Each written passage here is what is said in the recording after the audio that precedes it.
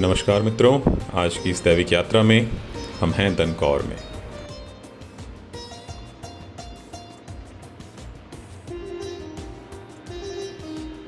दनकौर एक ऐसा स्थान जिसका एक अपना पौराणिक महत्व है। ये स्थान ग्रेटर नोएडा में स्थित है। अगर आप लोग परी चौक तक आए हों ग्रेटर नोएडा के अंदर, तो वहाँ से करीब 15 किलोमीटर की दूरी पर स्थित है यह स्थान। आप जैसा जानते हैं कि महाभारत में गुरु द्रोण का एक अपना विशेष महत्व है। वो एक ऐसे गुरु रहे हैं जिन्होंने न केवल पांडवों बल्कि कौरवों को भी शिक्षा दी थी।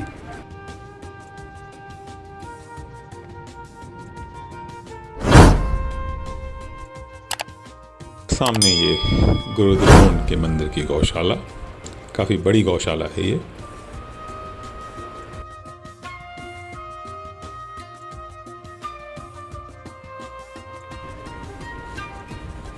अब यहाँ मंदिर पहुँच चुके हैं। ये मंदिर प्रांगण आप चारों तरफ देख सकते हैं। आइए स्थानीय लोगों से जानते हैं स्थान के महत्व के बारे में।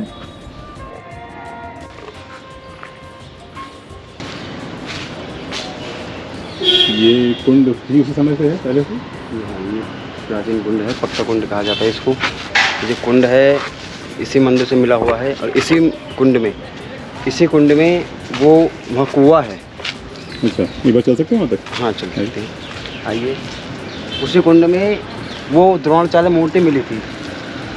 वो तब कुआं खोदा गया था, उसी कुंड में वो द्रोणाचार्य मूर्ति मिली थी। ये पूरा एरिया है, ये पूरा एरिया इसी मंदिर का है। कितना समय हो गया होगा ये मूर्ति खोदे हुए?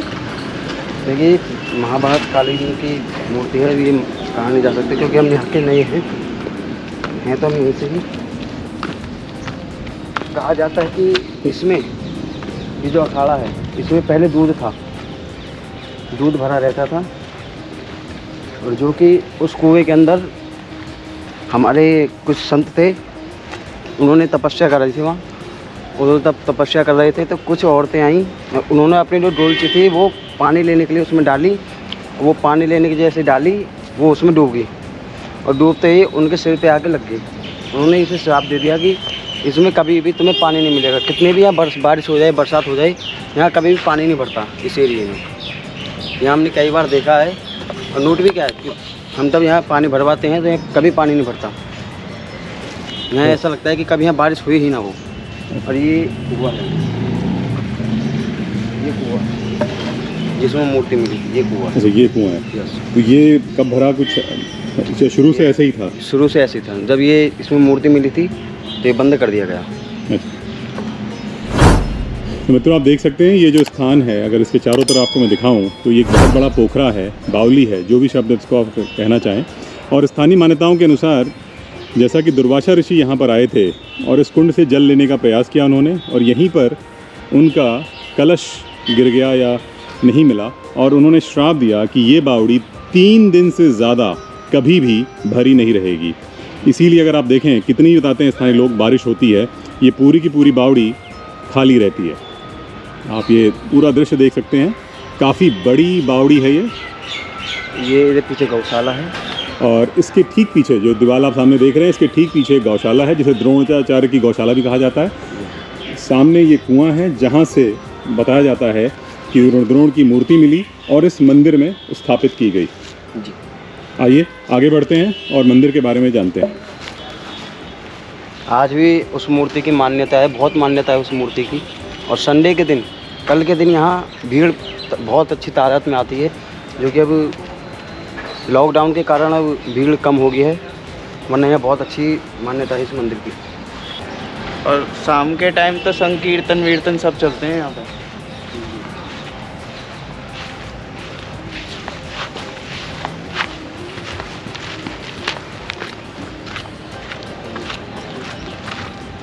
डालनी चाहिए पैरों में।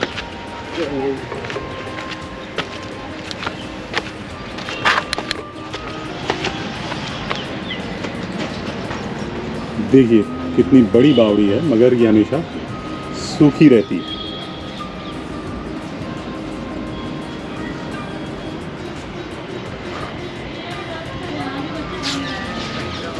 चलिए, ये जो पूरा एरिया है, ये पूरा इसी मंदिर से है। ये पूरा मंदिर प्रांगण है।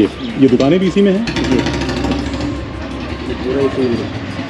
चलिए आइए। मुख्य मंदिर में प्रवेश करते हैं।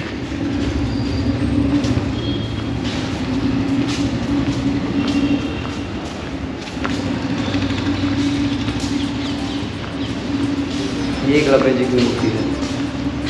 ये एकलव्य की मूर्ति है। हाँ, कलाकार के हाथ से बनी है। ये करीब कितनी पुरानी होगी? ये उसी दिन की, मतलब जब से मंदिर की स्थापना हुई है। जी हाँ।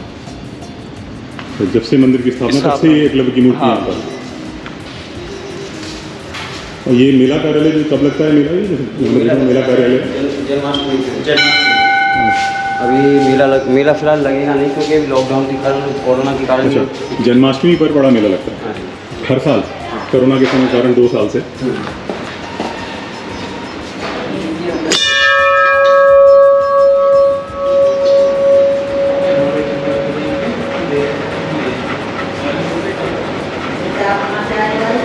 आइए गुरुद्रोण के मंदिर के दर्शन करते हैं। जी आइए हम आपको गुरु द्रोणाचार्य जी के मंदिर के दर्शन कराते हैं, जो पूरे विश्व में एक ही मंदिर है गुरु द्रोणाचार्य जी महाराज जी के। तो आइए आपको गुरु द्रोणाचार्य जी के दर्शन कराते हैं।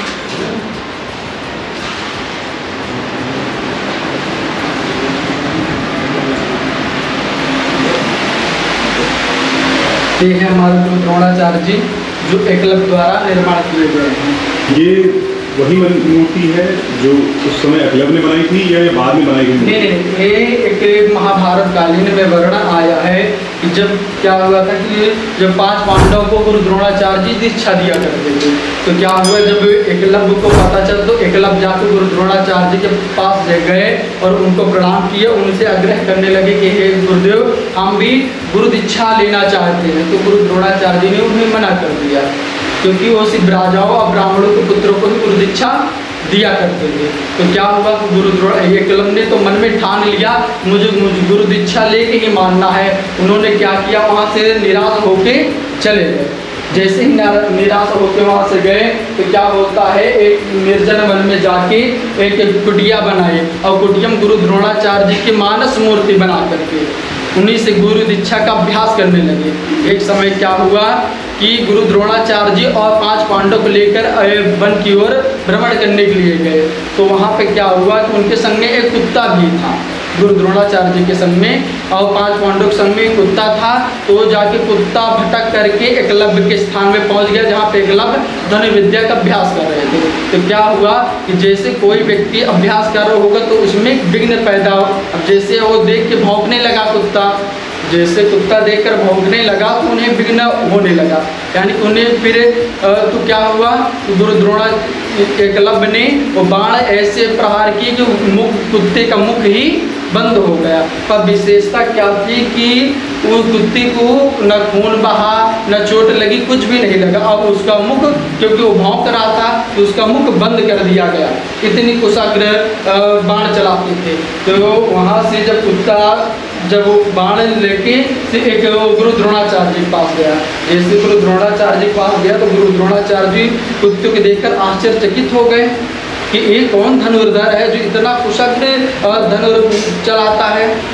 तो बोले कि हमें इसे देखना चाहिए कि कौन है धनुर्धर जो ऐसे तीव्र इतना अच्छा धनुर्विद्या का अभ्यास करता है। तो जाके कुत्ते को आगे करके तो गुरु द्रोणाचार्य जी एकलव्य के स्थान पर पहुँचे और उनसे परिचय पूछे कि आप कौन हो। तो गुरु द्रोणाचार्य एकलव्य बोला कि मैं आपका शिष्य हूँ, मेरा नाम एकलव्य है। तो गुरु द्रोणाचार्य जी बोले तो मैं तो आपको गुरु दीक्षा दिया ही नहीं, तो आप मेरे शिष्य कहाँ से हो गए। बोले कि ये आप देखिए, आपकी मानस मूर्ति बनाकर मैं इसका अभ्यास करता हूँ। तो उन्होंने बोला कि आगे जब आप हमारे शिष्य बन ही चुके हैं तो हमें गुरु दीक्षा कुछ आपसे चाहिए। तो एकलव्य बोला कि क्या आपको चाहिए। तो गुरु द्रोणाचार्य जी बोले कि आपका दाहिने हाथ का अंगूठा चाहिए। तो एकलव्य खंजर निकाला और गुरु द्रोणाचार्य जी को अपना दाएं हाथ का अंगूठा दे दिया। इससे क्या शिक्षा मिलती है कि गुरु द्रोणाचार्य जी ने अंगूठा क्यों मांगा, क्योंकि उन्होंने सबसे छल से विद्या प्राप्त की थी। सामने से विद्या प्राप्त किया होता है तो उसमें दोष नहीं माना गया। छल से कोई चीज़, ये छल कपट जो होता है इससे कोई भी चीज़ नहीं ग्रहण करनी चाहिए। तो उन्होंने गुरु द्रोणाचार्य जी ने उसका अंगूठा मांग लिया। तो ये है गुरु द्रोणाचार्य जी की प्रतिमा, जो विश्व में एक प्रतिमा है। कहा गया है कि गुरुर्ब्रह्मा गुरुर्विष्णु गुरुर्देवो महेश्वरा गुरु साक्षात परम ब्रह्म तस्मै श्री गुरुवे नमः। तभी ये स्थान जो है ये गुरु द्रोणाचार्य जी ने एकलव्य के स्थान था। तो एकलव्य ने गुरु द्रोणाचार्य के प्रतिमा बना के यहाँ की विशेषता क्या कि जो भी भक्त बड़ी दूर दूर से आते हैं अपनी कामनाओं को लेके आते हैं, जो भी कामना सच्चे मन से सच्चे विचार से किया जाता है उसी गुरु द्रोणाचार्य जी की कृपा से उसका मनोकामना सफल हो जाता है। यहाँ पे एक विशेषता है, बहुत दूर दूर से लोग भक्तगण यहाँ पे आते हैं, अपनी मनोकामना को व्यक्त करते हैं और मनोकामना पूर्ण होती है। अच्छा पंडित जी, यही उस स्थान है जहाँ पर पांडवों और कौरवों को शिक्षा प्राप्त हुई है? क्योंकि ये स्थान पर तो अंगूठा लिया जो आपने मुझे बताया एकलव्य का, क्या इसी आसपास के ही क्षेत्र में पौराणिक ऐसा कुछ साक्ष्य है या कुछ ऐसी जानकारी हो कि यहीं पर पांडवों की शिक्षा दीक्षा हुई हो? नहीं, गुरु यहाँ भी शिक्षा दीक्षा नहीं हुई। ये तो सिर्फ स्थान है गुरु या एकलव्य के स्थान है। गुरु दीक्षा कहीं और दे देते हैं, ये तो सिर्फ स्थान एकलव्य जी का है। यहाँ पे तो गुरु द्रोणाचार्य जी जो कुत्ते को सामने से करके लाए तब उन्हें पता हुआ कि एकलव्य के स्थान, ये भीलों के स्थान है। तो ये जो मूर्ति है ये वही उसी समय की है? जी जी। और ये उस कुएं में मिली थी ये मूर्ति? जी जी जी। जो बाहर वो जो कुआं है जी उसी के अंदर? जी जी। तो वहाँ से उठा के यहाँ पे स्थापना कर दी गई है। तो बहुत प्राचीन मूर्ति है और एकलव्य द्वारा मानस मूर्ति बनाई, उनके कर्ण कमलों द्वारा मानस मूर्ति बनाई गई है।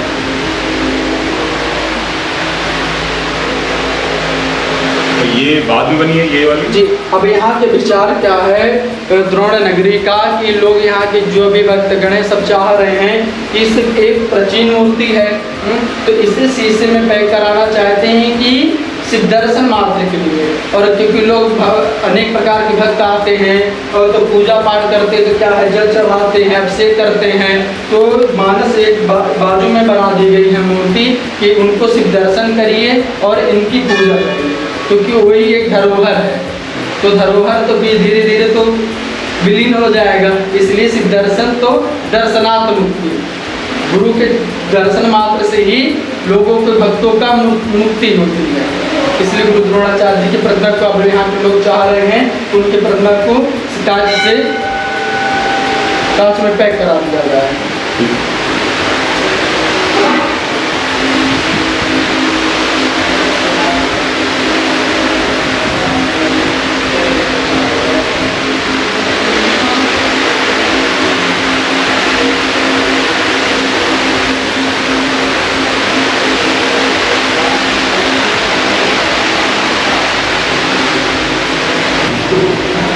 आप देख सकते हैं लोग मन्नत मांगने के लिए इस स्थान पर धागे बांधते हैं और जब उनकी मन्नतें पूरी करते हैं भगवान तो आकर के इन धागों को वो खोलते हैं।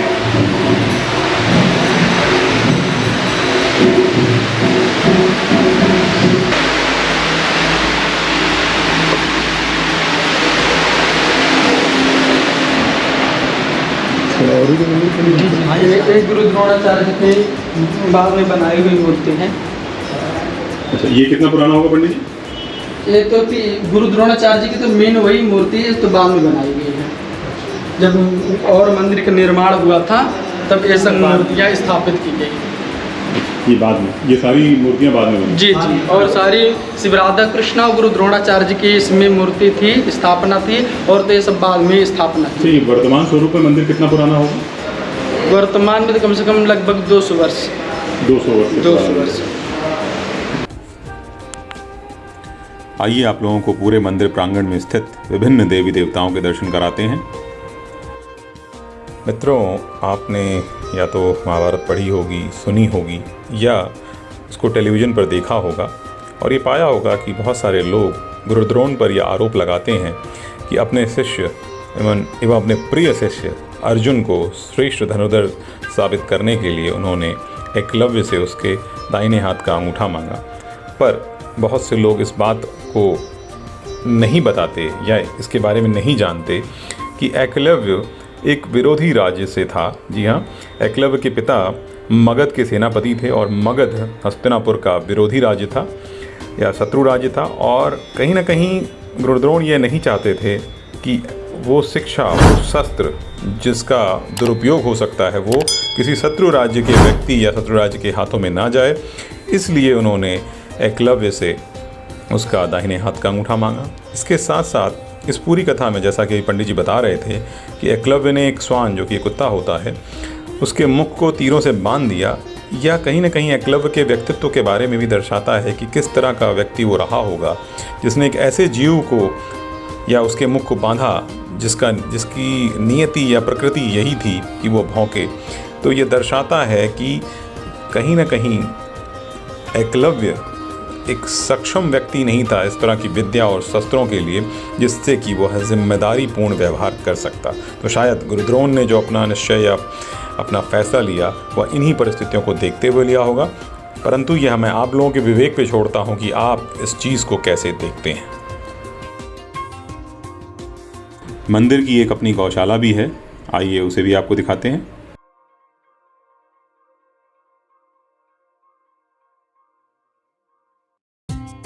गाय तो अभी गाय तो इतनी सारी है अभी। अच्छा, ये पूरी इसे भी द्रोणाचार्य की गौशाला कहा जाता है? हाँ, ये सब इसी की है। और कितनी गायें होंगी ये? गाय कम से कम 1000 गाय हैं। अभी तो इस साइड है, अभी तो और भी साइड, उस साइड भी है, उस साइड भी है अभी तो। अच्छा, ये और इसके अलावा भी और भी कहीं और भी? हाँ, और भी है। वो जो बहुत बड़ा हुआ है, गौशाला है बहुत। अच्छा, पूरा प्रांगण कितना होगा? ये कितने क्षेत्रफल में फैला होगा? बहुत है, बहुत बड़ा हुआ है। तो ये सारी गाय मंदिर की हैं या लोगों ने दान दी हैं या? नहीं, आ जाती है ना, बस दान भी है किसी को, और आदि इसी की भी है, तो मंदिर की भी है आदि। तो आप लोग देख सकते हैं एक विशाल प्रांगण है और जिसमें कि ये करीब 1000 गाय यहाँ पर उनकी सेवा की जाती है, वो यहाँ पर हैं। कुछ लोगों ने दान में भी गाय दी हैं, मगर ये सारी की सारी द्रोणाचार्य की गौशाला की गाय हैं। तो दूध वाली गाय उस साइड है अभी। तो दूध आता है ना, बस शाम को आता है तो करता है, तो शाम को सुबह तो वो और लोग बाग आते हैं तो वो ले जाते हैं उसको।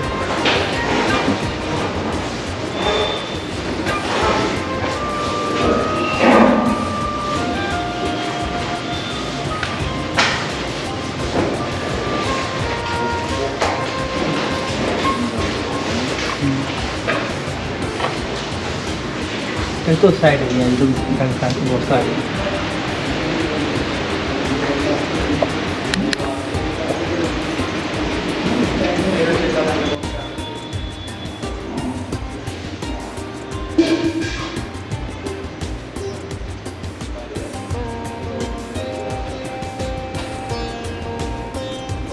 जैसा कि आप पिछले ब्लॉग में देख चुके होंगे, यहाँ पर एक बांके बिहारी जी की भी मूर्ति है, अद्भुत एवं सुंदर मूर्ति।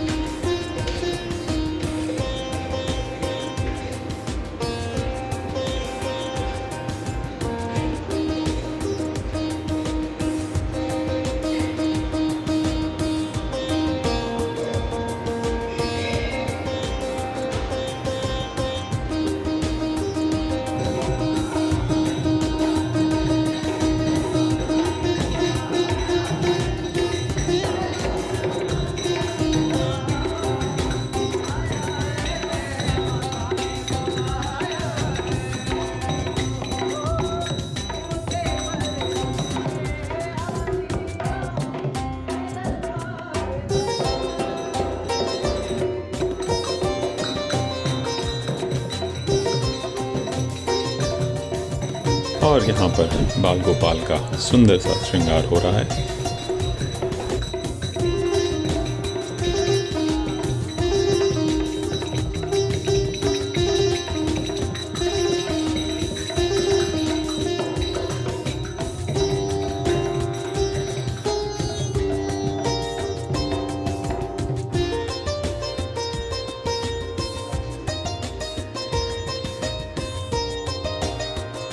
और ये दृश्य मंदिर के अंदर से आप पूरी बावड़ी का देख सकते हैं। इसी के साथ इस दैविक यात्रा में हम यहीं पर विराम लेते हैं। आशा करते हैं आपको यहाँ के अद्भुत दर्शन प्राप्त हुए होंगे। हमारे साथ यूं ही बने रहें और दैविक यात्राओं का लाभ लेते रहें। धन्यवाद।